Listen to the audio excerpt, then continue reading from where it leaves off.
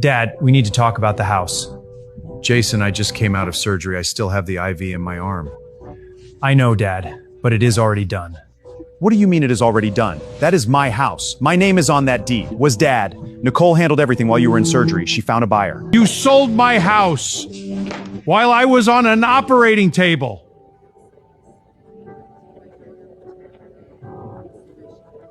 Every dollar from that sale comes back to me, Nicole. Every single dollar. That money is already gone, Mr. Calloway. You should focus on getting better. Jason, did you know about this before the surgery? Get out of this hospital room, both of you, right now. I woke up from a 6-hour surgery, and my son was standing at my bedside smiling.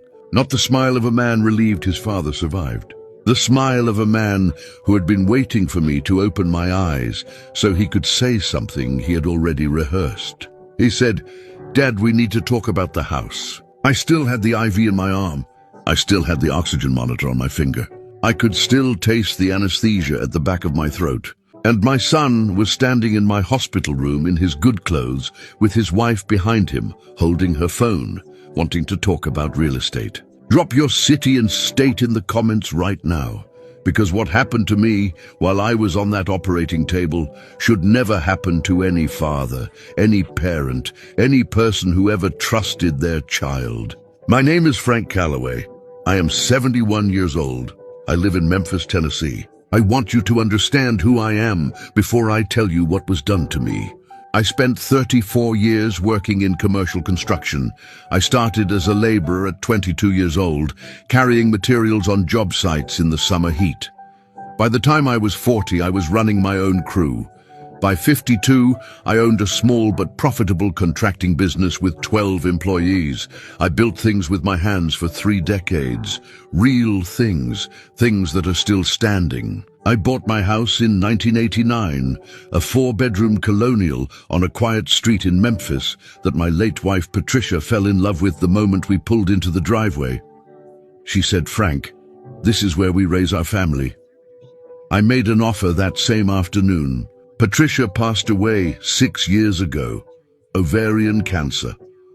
The house became quieter than I knew a house could be, but it was still mine, still hers in every room, her garden in the backyard, her handwriting on the recipe cards in the kitchen drawer, her presence in every corner of every room I walked through every single morning. That house was the last place Patricia lived. I was not selling it. Jason had been asking me about the house for 2 years. Not directly. Jason never did anything directly. It was always sideways, gentle suggestions wrapped in concern. "Dad, a house that size is a lot to maintain alone. Dad, have you thought about downsizing? You would have so much less to worry about. Dad, Nicole found this beautiful senior community with a pool and organized activities. You would love it." I told him each time that I was fine, that the house was not a burden, that I had a lawn service and a cleaning company and everything was managed. He would nod and drop it. Then Nicole would bring it up again 3 weeks later. I noticed the pattern. I did not say anything about it. I'm not a man who makes accusations before I have evidence. What I did not know was that while I was noticing the pattern, Nicole was already several steps ahead of me. 8 months ago, I started having chest pain.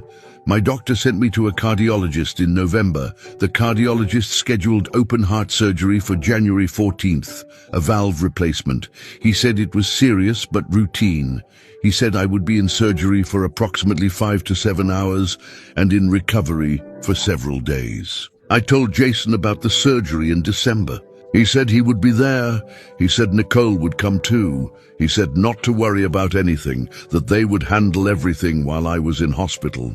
I should have asked him what he meant by everything.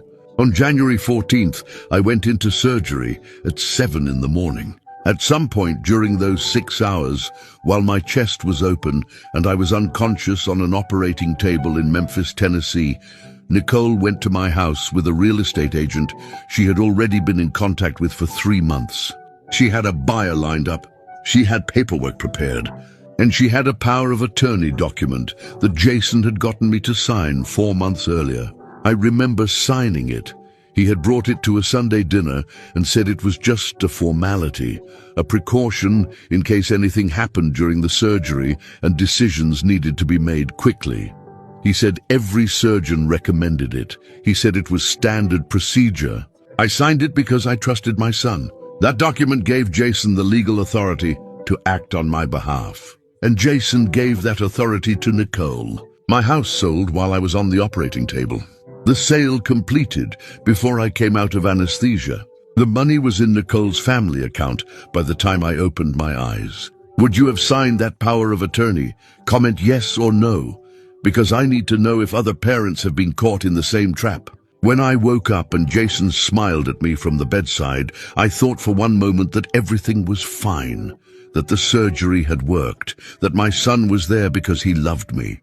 Then he said, "Dad, we need to talk about the house." And I understood everything in about 4 seconds.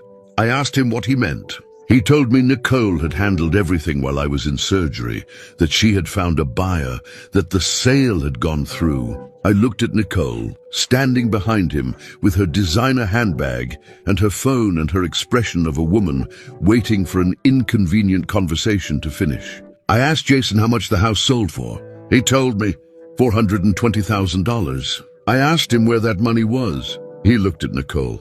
She said the money had already been distributed among costs and fees and family obligations. Family obligations. Patricia's house, her garden, her recipe cards, her presence in every room. Gone for family obligations. I told them every dollar was coming back to me. Nicole looked at me with something close to pity. She said I should focus on getting better. I pointed at my door and told them both to get out. Jason started to say something. I told him to get out while I was still speaking quietly. They left. I lay in that hospital bed with the IV in my arm and the monitor beeping and the Memphis morning coming through the blinds, and I made myself think clearly. I had just come out of major surgery. I was weak. I was in pain. I had been robbed by my own son and his wife while I was unconscious, but I was alive, and I was thinking clearly now. I called my lawyer from that hospital bed. His name is Gerald Patterson. He has been my lawyer for 19 years. He answered on the second ring. I told him everything, the power of attorney, the sale, the timeline, Nicole, the money already distributed. Gerald was quiet for a moment. Then he said, "Frank, did you sign that power of attorney under any pressure or misrepresentation of what it would be used for?" I told him Jason had told me it was a surgical precaution, standard procedure, that every surgeon recommended it.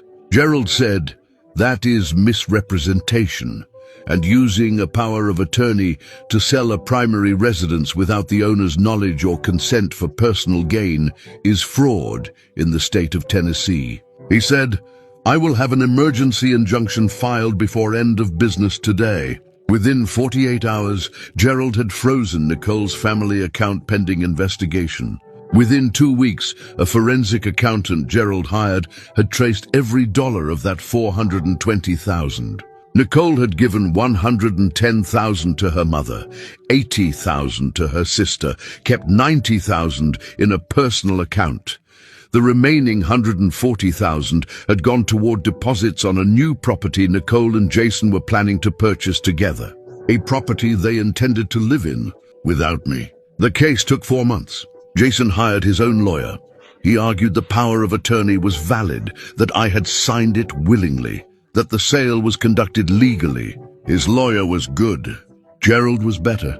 The judge ruled that the power of attorney had been obtained through deliberate misrepresentation of its purpose, that Nicole had used it outside its intended scope, that the sale constituted elder financial abuse under Tennessee law. Every dollar was ordered returned with interest. Nicole's mother had to liquidate savings to pay back her share. Nicole's sister sold a car. The property deposit was forfeited. Jason sat across from me in that courtroom, and I watched my son age 10 years in 4 months. After the ruling, he called me. He said, "Dad, I am so sorry. Nicole pushed this. I should have stopped it. I did not understand how far she would go." I listened. Then I said, "Jason, you brought me that power of attorney document on a Sunday. You sat at my dinner table and told me it was standard surgical procedure." You looked me in the eyes. He said, I know. I said, I need you to understand something. I love you. I will always love you, but I do not trust you, and I do not know if I ever will again. He started to cry. I told him I wished him well. Then I hung up. I moved back into my house 3 weeks after the ruling. Patricia's garden had been neglected for 4 months. Some of it did not survive, but most of it came back. I've been in the garden every weekend since. I think Patricia would appreciate that. So tell me honestly, if you woke up from surgery and found out your child had sold your home while you were unconscious, what would you do? Would you forgive to keep the family whole? Or would you protect everything you spent your life building? Comment below. And if someone has ever looked at your vulnerability and seen an opportunity instead of a person, write, I understand. Because Frank Calloway signed one document in trust, and his son used it like a weapon. But Frank woke up, and Frank called Gerald. And Patricia's garden is still growing.